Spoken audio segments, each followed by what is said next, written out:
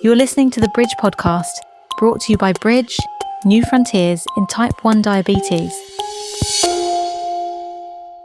Hello, everybody, and welcome to the second in a series of podcasts involving experts in Type 1 diabetes. And today we have none other than Professor Ezio Bonifacio.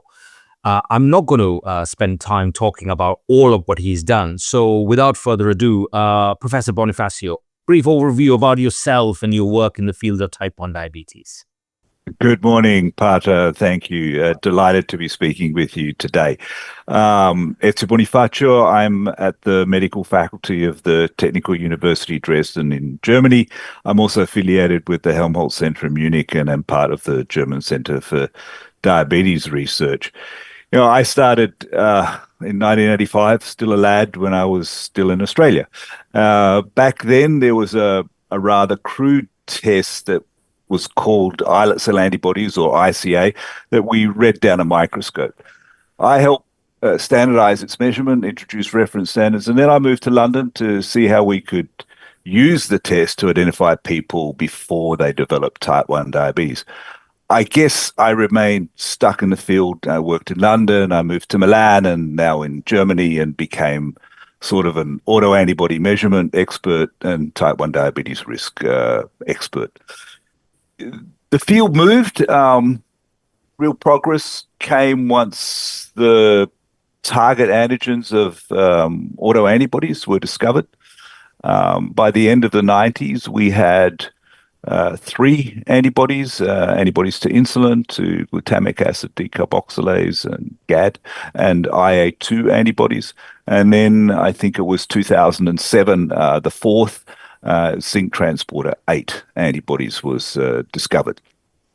Many of us had developed these specialized, sophisticated in-house research assays, which are used quite extensively.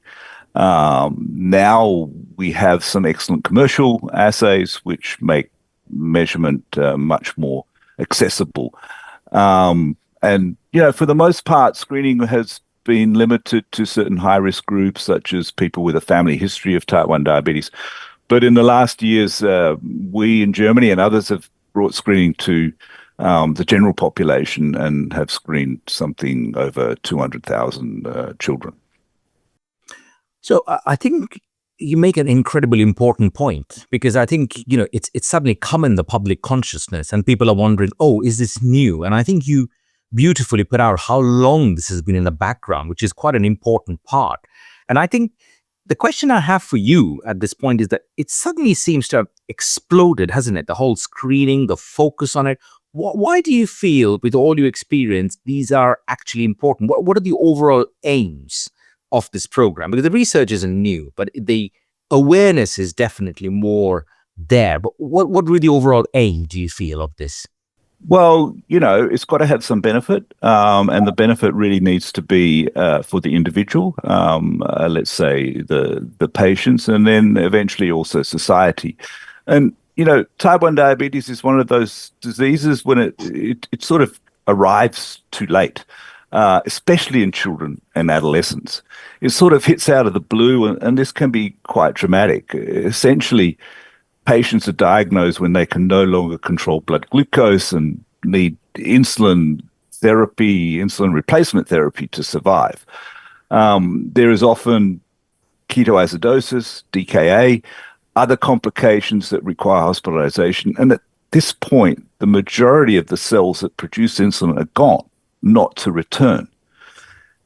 The islet autoantibodies are really wonderful markers that tell us someone has autoimmunity against these insulin-producing cells.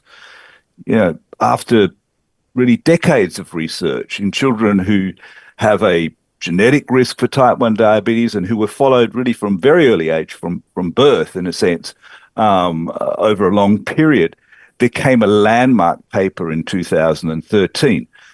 Still some time ago, but it showed that almost all children who develop these antibodies, 2 or more of those 4 antibodies that I mentioned, will eventually develop clinical diabetes.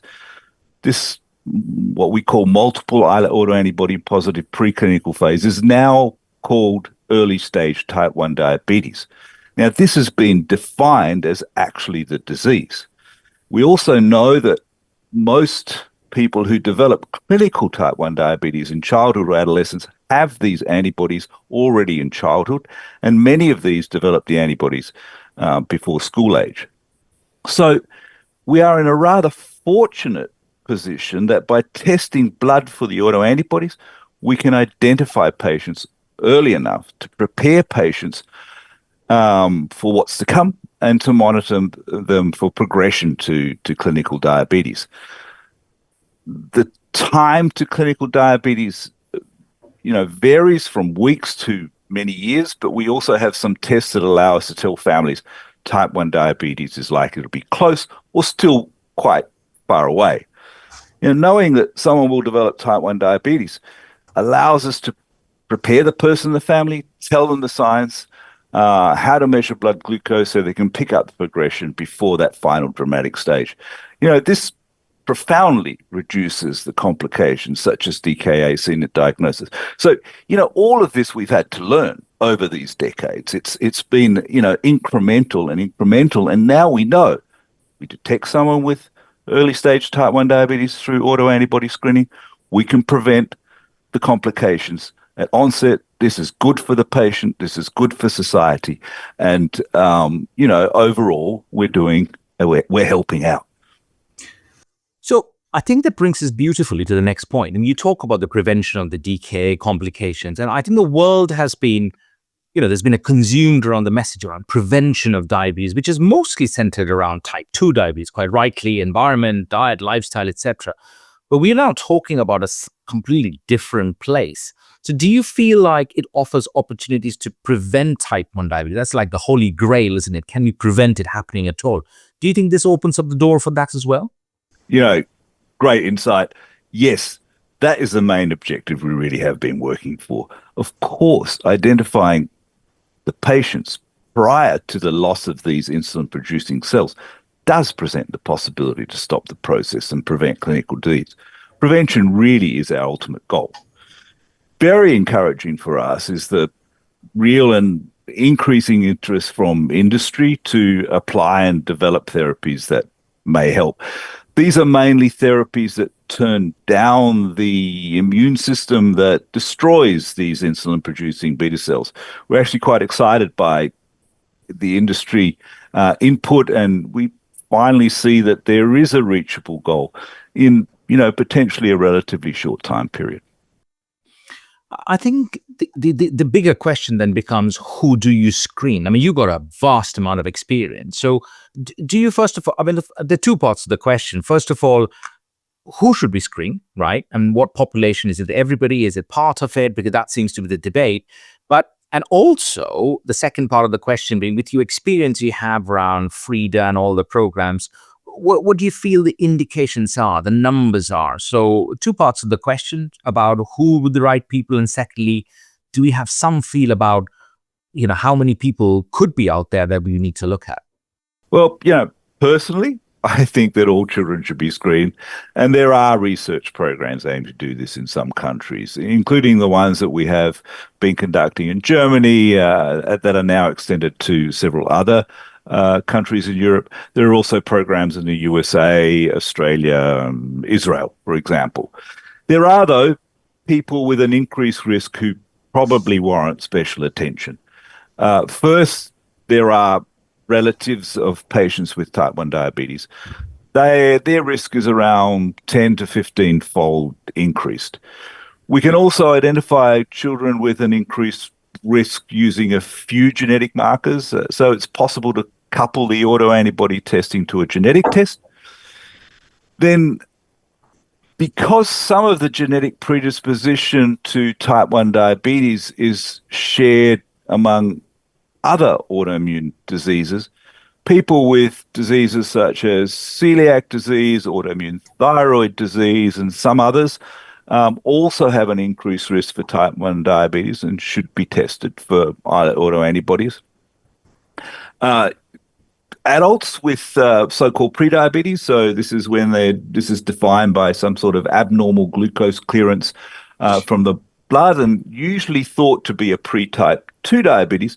would also be good candidates for autoantibody testing, as some of these will actually have pre-type 1 diabetes.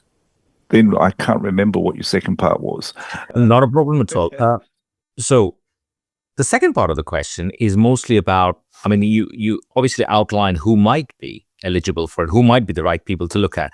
With all the experience you have or what you've seen, is there any inkling as to what number of people with type 1 diabetes may be identified at these stages? Are there any data at this stage?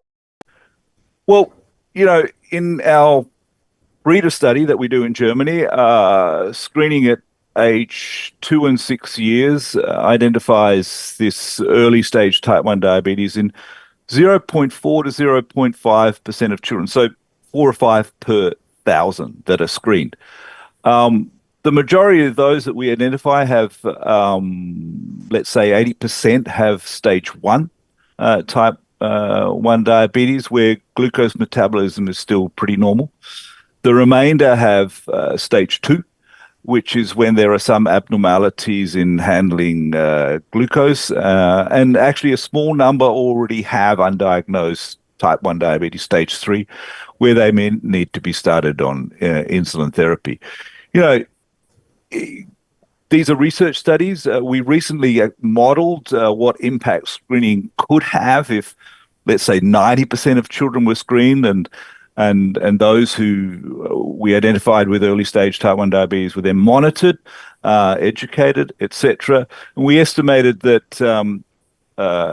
diabetes, ketoacidosis, DKA, and some of the other complications would be reduced by well over 50%. So that's, quite an impact that it could have if we could screen, a large number of the children. Well, I think that makes that whole debate around cost effectiveness so powerful when you're talking about the reduction of that level of diabetic ketoacidosis. Which brings us, we talk about what we would like to do. And as ever, with anything in science or in life, comes the challenges. So do you feel there's going to be acceptance of it? And what do you foresee or have seen some of the challenges to be in this whole program of screening? Yeah, I guess clearly there are challenges. It's been done in a research environment until now. Some of the programs are rather large, and as I've said, it's been decades to get to this point. We need communication out to the healthcare professionals and to the people. Guidelines help. They're certainly happening more or less as we speak and should be out later this year. ISPAD and other organizations have recommended screening in the higher risk groups, but have also paved the way for recommendations in all children. And I expect that will come. Recommendations speak of screening early, 2 to 3 years of age, and then again at around 6 to 7 years of age, and potentially again at 10 to 11 years of age to capture the majority of those who will develop type 1 diabetes in their teenage years. So, that's repeated screening, which is a challenge. It's a challenge to have people come back for screening, no question about it. Also, a challenge is that we make sure that we're doing it as a diagnosis. So important in the diagnosis is that it should be based on the detection of 2 or more, not just one of those 4 autoantibodies that we see in type 1 diabetes. It may sound complicated and laborsome, but it isn't really that complicated, since we have good tests that can measure 3 or all 4 of the autoantibodies in one go, and on relatively small amount of blood that can be from a capillary or venous sample. So I don't think that's going to be an issue. There is a very important aspect. It's not just about, hey, you have early stage type 1 diabetes. You then have to take care of them. And taking care of these patients needs some effort. There certainly needs to be follow-up that includes education about type 1 diabetes, what to expect, what to look out for, how to measure blood glucose, and also a monitoring program which is tailored to the stage 1 or 2. There are actually very good consensus guidelines rather extensive for this, but I expect that some pragmatic guidance that cares for the diagnosed individual will become commonplace in the coming years. So I'm quite confident that we will be able to communicate and educate and create the infrastructure. But it is a work in progress still. So I'm going to ask you a question which bugs every scientist in everything that we do. It's the whole dreaded bear of false positives. Do you think there needs a confirmatory testing? I mean, because that would be one of the things people will say. How do you know you're not having false positives and putting a child through all this worry and risk? Confirmatory testing, does it have a place? What would you say? Oh, absolutely. Something we cannot stress enough. It is one of the the weak points in anything. We don't want to be telling people that they're going to get type 1 diabetes without some certainty. It's not an infectious disease, so we don't need to have a super fast diagnosis. In my opinion, it's much more important to be careful. Therefore, we insist that the presence of 2 or more of the autoantibodies is confirmed in a second blood sample, and if possible, with a second type of assay to exclude false positives that may be method specific. Why are we so particular? Let's just do some calculations. We have to remember that we are diagnosing 1 in 200 or 300 individuals, so that even if there was 1 false positive per 1,000 tested, it would mean that 1 in 5 of the positives are not going to develop type 1 diabetes. It's 20%.